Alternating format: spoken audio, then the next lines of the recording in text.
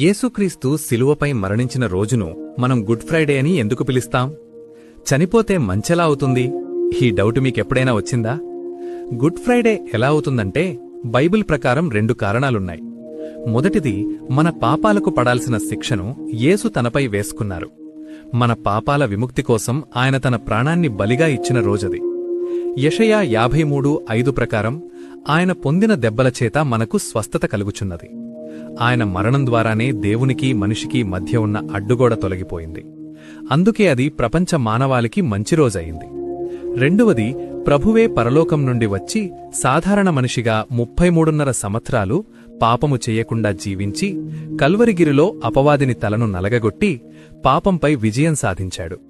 నిర్దోషి, నిష్కల్మషుడు, పాపులలో చేరక ప్రత్యేకముగా ఉన్నవాడు అని సర్వ మానవాళిచేత కీర్తింపబడ్డాడు. శిలువలో విజయజెండా ఎగిరేసిన రోజు కాబట్టి గుడ్ ఫ్రైడే అయింది. ఈ ఇన్ఫర్మేషన్ నచ్చితే లైక్ చేయండి.